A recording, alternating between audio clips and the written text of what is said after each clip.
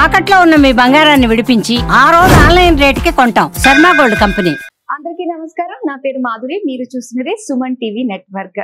మరి మే 1వ తారీఖు నుంచి 15 తారీఖు వరకు ద్వాదశ రాసుల వారికి ఎలా ఉండబోతుందో మనకు తెలియజేయడానికి మనతో పాటు ఉన్నారు ప్రముఖ జ్యోతిష్య పండితులు బ్రహ్మశ్రీ నందిబట్ల శ్రీహరి శర్మ గురువు గారు. నమస్కారం గురువు గారు. వాగర్థావివ సంపృక్తౌ వాగర్థ ప్రతిపత్తయే జగతః పితరౌ వందే పార్వతీ పరమేశ్వరౌ ఆదిత్యాయ చ సోమాయ మంగళాయ బుధాయ చ గురుశుక్రశనిభ్యశ్చరాహవే కేతవే నమః. శృంగేరి జగద్గురు పీఠాధిపతులకి కంచి పీఠాధిపతులకి నమస్కారములు తెలియజేసుకుంటూ కార్యక్రమాన్ని ప్రారంభిద్దాం. గురుగారు, ధనస్సు రాశి వారికి ఎలా ఉండబోతుంది అంటారు? మే 1వ తారీఖు నుంచి 15వ తారీఖు వరకు 12 రాశుల్లో జన్మించినటువంటి వారికి ఏ విధంగా ఉండబోతుందో తెలుసుకునే ప్రయత్నం చేద్దాం. ముందుగా ఈ 12 రాశుల్లో జన్మించినటువంటి వారికి 1వ తారీఖు నుంచి 15వ తారీఖు వరకు ఏ రోజుల్లో ఆదాయం బాగుంటుంది, ఏ రోజుల్లో ఖర్చులు అధికంగా ఉంటాయి, ఏ రోజుల్లో మానసిక ప్రశాంతత లోపిస్తుంది, ఎప్పుడు ఎలాంటి నిర్ణయాలు తీసుకోవాలి అనేటువంటి విషయాల గురించి క్లుప్తంగా తెలియజేసుకునే ప్రయత్నం చేద్దాం. ఇక వీక్షించేటువంటి ప్రేక్షకులు కూడా గమనించాల్సిన అంశం ఏంటంటే, ప్రధానంగా గ్రహాలన్నీ కూడాను మారబోతున్నాయి ఈ మే మంత్లోనే. మే 14వ తారీఖు రోజున గురువు మిథున రాశిలోకి ప్రవేశం చేస్తున్నాడు. అలాగే కొన్ని పంచాంగాలలో 16వ తారీఖు మరియు కొన్ని పంచాంగాల్లో 18వ తారీఖు రోజున రాహువు మీనరాశి నుంచి కుంభరాశిలోకి, కేతువు కన్యా రాశి నుంచి సింహరాశిలోకి ప్రయాణం చేయడం జరుగుతుంది. కాబట్టి ప్రధానమైనటువంటి గ్రహాలు గురువు, రాహువు, కేతువు ఈ నెలలోనే మార్పు చెందబోతున్నారు. కాబట్టి దీని ప్రభావము భవిష్యత్తులో అనగా వచ్చే మే 15వ తారీఖు తర్వాత జరిగేటువంటి సంఘటనలకి మే 1వ తారీఖు నుంచే నాంది కాబోతుంటాయి. కాబట్టి ఈ మే 15 తర్వాత జరిగేటువంటి మార్పులకి 1వ తారీఖు నుంచే శ్రీకారం చుట్టబోతాయి. కాబట్టి గ్రహాలన్నీ కూడాను మార్పులు అనేటువంటివి ఉంటాయి. కాబట్టి జాగ్రత్తగా గమనించగలరు. ఇక మనం గ్రహాల యొక్క స్థితిగతులు చూసుకున్నట్లయితే మేషంలో రవి, అలాగే వృషభంలో గురువు, కర్కాటకంలో కుజుడు, కన్యలో కేతువు, మీనంలో శుక్రుడు, బుధుడు, శని, రాహువు. బుధుడు 7వ తారీఖు నుంచి మేషరాశిలోకి ప్రవేశం చేస్తాడు. మే 1వ తారీఖు నుంచి 15వ తారీఖు వరకు ధనుస్సు రాశి వారికి ఏ విధంగా ఉండబోతుందో తెలుసుకుందాం. ప్రధానంగా చూసుకున్నట్లయితే చతుర్థ స్థానంలో శుక్ర, రాహు, శని, బుధుల యొక్క కలయిక. ప్రధానంగా ఈ గ్రహాల యొక్క ఈ స్థానాధిపతి షష్టమ స్థానం ముందు ఉండడం. కాబట్టి ప్రధానంగా చూసుకున్నట్లయితే తల్లిగారి ఆరోగ్యం పట్ల శ్రద్ధ వహించాల్సినటువంటి పరిస్థితి. స్థిరాస్తులు లిక్విడేట్ అయ్యే అవకాశాలు ఉంటాయి.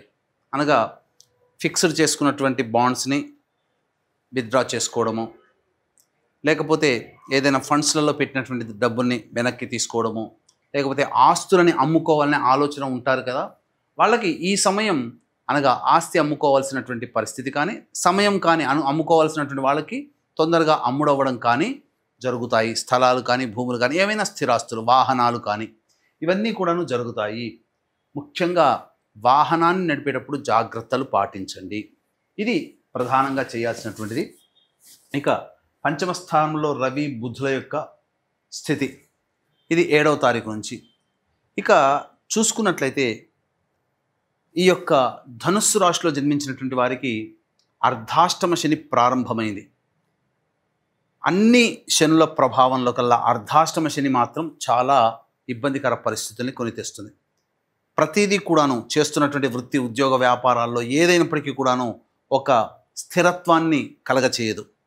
ప్రతి దాంట్లో కూడా ఒక ఆందోళన అనేటువంటిది, రేపేం జరగబోతుందని ఒక ఆందోళన అనేటువంటిది కలగచేస్తుంది. కాబట్టి చింత అని అంటారు. ఏదైనా ఒక విషయం గురించి ఎక్కువగా ఆలోచన చేయడం అనేటువంటిది ఈ యొక్క ధనుసు రాశి వారికి ఏర్పడబోతుంది. ఇక ముఖ్యంగా గమనించుకున్నట్లయితే విద్యార్థులకి మంచి అవకాశాలు లభిస్తాయి. గురుబలం చక్కగా ఉంది. అనుకున్నటువంటి పోటీ పరీక్షలలో మంచి విజయాన్ని పొందుతారని చెప్పవచ్చు.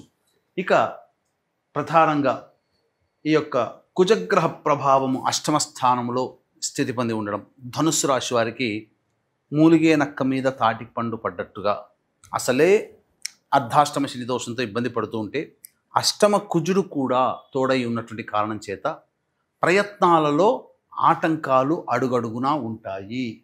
వివాహం కావాల్సినటువంటి అబ్బాయిలకి అమ్మాయిలకి కాస్త గడ్డు కాలం అనే చెప్పవచ్చు. మే 15 తర్వాత పరిస్థితులు మారుతాయి, అనుకూలంగా ఉంటుంది. కాబట్టి ఈ మే 15వ తారీఖు వరకు వివాహం కావాల్సిన అబ్బాయిలకి అమ్మాయిలకి చేయు ప్రయత్నాల్లో ఆటంకాలు ఉంటాయి. ముఖ్యంగా దాంపత్య సమస్యలు ఎదురవుతాయి. వ్యాపార భాగస్వామి కావచ్చు, లేదా జీవిత భాగస్వామి కావచ్చు, పొరపచ్చాలు వచ్చే అవకాశాలు ఉంటాయి. ఇక చేపట్టినటువంటి ప్రతి పనులలో కొంత యాంగ్జైటీతో కూడుకున్నటువంటి విధానం ఉంటుంది. అంటే ఏదో జరగబోతుందనే ఒక భయాందోళనతో కూడుకున్నటువంటి జీవన విధానం, ఒకేసారి ఎక్కువ పనులు చేయాల్సిన రావడం అనేటువంటిది ఈ యొక్క ధనుస్సు రాశి వారికి చెప్పబడుతుంది. అంటే ఏంటి దాని అర్థము? ఏ పని సంపూర్ణముగా పూర్తి చేయలేరు, ఇది అసంపూర్ణముగానే పనులు ఉంటాయి. ఇది ఈ విషయాన్ని ధనుస్సు రాశిలో జన్మించినటువంటి వారు పెట్టుకోవాల్సినటువంటి పరిస్థితి. ఇక సంతానం కోసం ఎదురు చూసేటువంటి వ్యక్తులు కాస్త వాయిదా వేసుకోవడమే చాలా మేలనేటువంటి విషయాన్ని గమనించుకోవాలి. ఏ తర్వాత చెప్పొచ్చేది ఏమిటంటే, గ్రహాలు అనుకూలంగా లేవు, ఈ కారణం చేత మీరు జాగ్రత్తలు పాటించండి. ఈ 15 రోజులంత వరకు కూడా 15వ తారీఖు వరకు కూడా ఖర్చులు అధికంగా ఉంటాయి. ప్రతి పనులలో సమస్యలు ఆటంకాలు ఉంటాయి. వాహనాన్ని నడిపేటప్పుడు జాగ్రత్తలు పాటించాలి. దంపతుల మధ్య విభేదాలు వచ్చే అవకాశాలు ఉంటాయి. ధన వ్యయం అధికంగా ఉండబోతుంది. ఎదుటి వాళ్ళ సహాయ సహకారాలు ఉండవు. ఇలాంటివి కొన్ని విపత్కర పరిస్థితులు ధనుస్సు రాశిలో జన్మించినటువంటి వారు పొందబోయే అవకాశం ఉంటుంది. కాబట్టి జాగ్రత్తలు పాటించండి. 15వ తారీఖు తర్వాత మాత్రం గ్రహాలలో చాలా మార్పులు అనేటువంటివి రావడం అన్ని విధాలుగా యోగదాయకంగా ఉంటుంది. భవిష్యత్తు కోసం ఎదురు చూడడం మంచిదని చెప్పవచ్చు. ఇక మహావైశాఖి అనగా 12వ తారీఖు రోజున వైశాఖ పౌర్ణమి. ఈ రోజున పితృదేవత అనుగ్రహాన్ని పొంది సముద్ర స్నానము చేసినటువంటి వ్యక్తులకి అన్ని విధాలుగా యోగదాయకంగా ఉండేటువంటి స్థితి ఉంటుంది. పితృదేవత అనుగ్రహంతో అన్ని రకాల సమస్యల నుంచి బయటపడతారు. ముఖ్యంగా దీన్ని పురస్కరించుకొని తండ్రి వైపు 6 తరాలు, తల్లి వైపు 3 తరాలలో ఏవైనా దుర్మరణాలు అంటే road accident, fire accident, suicide attempt, నదిలో బావిలో పడి చనిపోవడం, ఇంట్లోంచి వెళ్ళిపోవడం, లివర్ ఫెయిల్యూర్, కిడ్నీ ఫెయిల్యూర్, క్యాన్సర్తో చనిపోవడం, 60 సంవత్సరాల లోపల ఏ విధంగా చనిపోయినా, పిండ ప్రదానాలు కుటుంబంలో చేయలేకపోయినా అవన్నీ స్త్రీ శాపాలు, పితృశాపాలు, సర్పశాపాలుగా పరిగణిస్తాయి. కావున ఇటువంటి శాప ప్రభావాలు ఏ వ్యక్తి జాతకంలో కానీ ఏ కుటుంబంలో కనుక ఉన్నట్లయితే ఆ కుటుంబం అభివృద్ధి చెందదు. అన్ని అవకాశాలు దగ్గర దాకా వచ్చి వెనక్కి వెళ్ళిపోతాయి. పెళ్ళిళ్ళు కావు, సంతానం కలగదు, దాంపత్యం బాగుండదు, అనేక విధాలుగా నష్టాలు చవి చూస్తుంటారు. ఏ పని చేసినా ఆ ప్రయత్నంలో ఆటంకాలు తప్ప విజయం అనేటువంటిది ఉండదు. కాబట్టి ఇటువంటి స్థితిగతులు ఉన్నవాళ్ళు ఆ సమస్య నుంచి బయటపడి ఆనందకరమైన జీవితాన్ని, విజయాన్ని సొంతం చేసుకోవాలనుకుంటే ఈ 12వ తారీఖు రోజున జరగబడుతున్నటువంటి పంచశాప నివృత్తి హోమ పూజాది కార్యక్రమాల్లో పాల్గొని సముద్ర స్నానం మాచే ఆచరింపబడుతుంది. ఆ విధంగా చేయండి, తప్పకుండా మీకు మంచి జరుగుతుందని చెప్పవచ్చు. అయితే ప్రతి వృత్తి, ఉద్యోగము, వ్యాపారాల్లో మంచి చెడు ఉన్నట్లుగానే ఈ యొక్క కార్యక్రమాలలో అనేటువంటిది కొంత దుష్ప్రచారము ఈ మధ్య మొదలైంది. అంటే ఉన్నవే భగవంతుడు ఇచ్చినటువంటిది 27 నక్షత్రాలు మనుష్యులకి. అందులో 19 నక్షత్రాలలో పుడితే ఈ యొక్క పితృశాపాలు మరియు స్త్రీ శాపాలు, సర్పశాపాలు అని నొక్కి వక్కాణించి చెబుతున్నారు. ఇది ఒక రకంగా ప్రజల్ని భయభ్రాంతులకి గురి చేయడం, మభ్యపెట్టి తద్వారా ధన సముపార్జన చేయడమే. ఎందుకంటే నక్షత్రంలో జన్మిస్తే నక్షత్ర జనన దోషాలు ఉన్న నక్షత్రాలు చెప్పబడ్డాయి. కానీ ఈ 27 నక్షత్రాల్లో 19 నక్షత్రాల్లో జన్మిస్తే పితృశాపాలు, స్త్రీ శాపాలు గురవుతారు అని చెప్పి అసత్య ప్రచారం చేయడం, తద్వారా జనాలని భయభ్రాంతులకు గురి చేసి ధనాన్ని సంపాదించుకోవడం మార్గమే. అంతేకాకుండా పోనీ సరే ఏదో భయపెట్టి చేయిస్తున్నారే అని అనుకుందాం, పోనీ అక్కడికి వెళ్ళిన తర్వాత పూజన సవ్యంగా జరుగుతుందా అంటే ఒకే ఒక్క బ్రాహ్మణుణ్ణి పెట్టి దాదాపుగా 45 నిమిషాలు, గంటలో ఈ కార్యక్రమాన్ని తుడిచిపెట్టేసేస్తున్నారు. తద్వారా ఎవరికి కూడాను పూర్తి విముక్తి లభించట్లేదు. అసలు 3 లేదా 4 గంటలు చేయాల్సినటువంటి పని ఎక్కువ మంది బ్రాహ్మలతో, 3కు మించినటువంటి బ్రాహ్మలతో చేయాల్సినటువంటి పని కేవలం ఒక్క బ్రాహ్మణుడితో తూతూ మంత్రంగా, మంత్రోక్తంగా కాకుండా పురాణోక్తంగా చేయించి పంపిస్తున్నారు. ఉదాహరణకి సత్యనారాయణ స్వామి వ్రతం చక్కగా శాస్త్రంగా చేయిస్తే 3 గంటల పైన పడుతుంది. ఈ రోజుల్లో అరగంటలో పూర్తి చేస్తున్నారు వ్రతం. అట్లాగనే ఈ యొక్క శాప నివృత్తి పేరిట హోమాలు చెప్పి తీసుకొని పోయి 45 నిమిషాలు లేదా గంటలో ఈ కార్యక్రమాన్ని పూర్తి చేసి మమ అనిపిస్తున్నారు. కాబట్టి మోసపోకండి, అటువంటి భయభ్రాంతులకు గురయ్యే మాటల్ని నమ్మకండి. నిజాయితీగా 2013 నుంచి ఈ కార్యక్రమాలు జరిపించడం జరుగుతుంది. అదేంటో ప్రజలకు అందరికీ తెలుసు, చెప్పుకోవాల్సినటువంటి అవసరం లేదు. కాబట్టి ఆ యొక్క 12వ తారీఖు రోజున మహావైశాఖ పౌర్ణమి సందర్భంగా జరిగేటువంటి కార్యక్రమంలో నమోదు చేసుకునే ప్రయత్నం చేసి సమస్యల నుంచి విముక్తి పొందండి. అలాగే ఈ రాశి మహిళలకు ఎలా ఉండబోతుందంటారు? ఇక ఈ రాశిలో జన్మించినటువంటి మహిళలకి ఇంట బయట అనేక సమస్యలు వస్తాయి. అప్పటి వరకు గౌరవించినటువంటి వాళ్ళే ఇబ్బందికరంగా మాట్లాడతారు. మీతో సేవలు చేయించుకోవడమే తప్ప, మీతో పనులు చేయించుకోవడమే తప్ప మీకు తిరిగి కృతజ్ఞత కూడా తెలపలేకుండా పరిస్థితులు ఉంటాయి.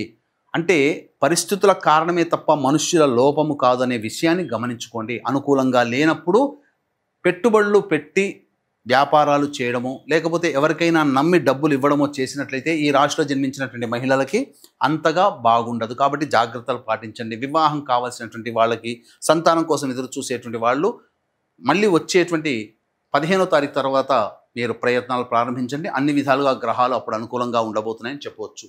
ఇక చూసుకున్నట్లయితే ధనుస్సు రాశిలో జన్మించినటువంటి వారికి మే 1, 2, 3 తారీఖుల్లో పరిస్థితులు సంపూర్ణంగా అనుకూలంగా ఉంటాయి. విడిపోయినటువంటి వాళ్ళు కలుసుకునే అవకాశాలు గోచరమవుతాయి. అలాగే ధనప్రాప్తి సంపూర్ణంగా ఉంటుంది. రాని బాకీలు వసూలు అవుతాయి. అన్ని విధాలుగా సహాయ సహకారాలు ఇతరుల నుంచి రావడం ద్వారా మీ పనులను పూర్తి చేసుకుంటారు. 4, 5 తేదీల్లో ఖర్చులు అధికంగా ఉంటాయి. ప్రశాంతత లోపిస్తుంది. అంతేకాకుండా కోపాన్ని ప్రదర్శించే సంఘటనలు తరచూ ఈ 4, 5 తారీఖుల్లో చోటు చేసుకుంటాయి. ఇక 6, 7 తారీఖులో కనుక చూసుకుంటే సంతాన మూలకంగా ఖర్చులు, సమస్యలు పెరుగుతాయి. సంతానం మూలకంగా విభేదాలు కూడా వస్తాయి. అలాగే ఆస్తి సంబంధించిన విషయాల్లో చర్చకు వస్తాయని చెప్పవచ్చు. ఇక 8, 9, 10, 11, 12 తేదీలో కనుక చూసుకున్నట్లయితే రాని బాకీలు వసూలు అవ్వడము, మీ యొక్క ఖర్చులకి మించినటువంటి ఆదాయం లభించడము, తద్వారా అన్ని విధాలుగా ఆనందదాయకంగా ఉంటుంది. చేస్తున్నటువంటి వృత్తి, ఉద్యోగ, వ్యాపారాల్లో సంతోషకరమైనటువంటి వాతావరణాన్ని పొందడం, తద్వారా ఆనందకరంగా జీవిస్తారని చెప్పవచ్చు. ఇక 13, 14, 15 తేదీలో కనుక చూసుకున్నట్లయితే ఖర్చులు అధికంగా ఉంటాయి. వృధా ప్రయాణాలు చేయాల్సినటువంటి పరిస్థితి.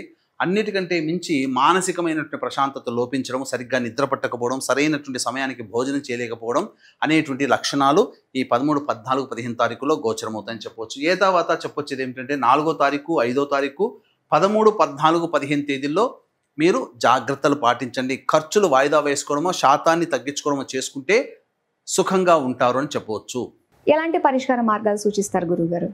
ఈ యొక్క ధనుసు రాశిలో జన్మించినటువంటి వారికి సంబంధించినటువంటి సమస్యల పరిష్కారం కోసం ప్రతిరోజు సుబ్రహ్మణ్య భుజంగ స్తోత్ర పారాయణము, అలాగే దుర్గా అష్టోత్తర పారాయణం రోజుకి 3 సార్లు కనుక పఠించినట్లయితే చాలా మటుకు సమస్యలు తీరుతాయని చెప్పవచ్చు. గురుగారు, మే 1 నుంచి 15 వరకు ద్వాదశ రాశుల వారికి ఎలా ఉండబోతుందో, ఎలాంటి పరిష్కార మార్గాలు వాళ్ళు పాటిస్తే అంతా మంచి జరుగుతుంది అన్న విషయాలు మాకు తెలియజేసినందుకు ధన్యవాదాలు. సర్వం శ్రీ ఉమామహేశ్వర పరబ్రహ్మార్పణమస్తు.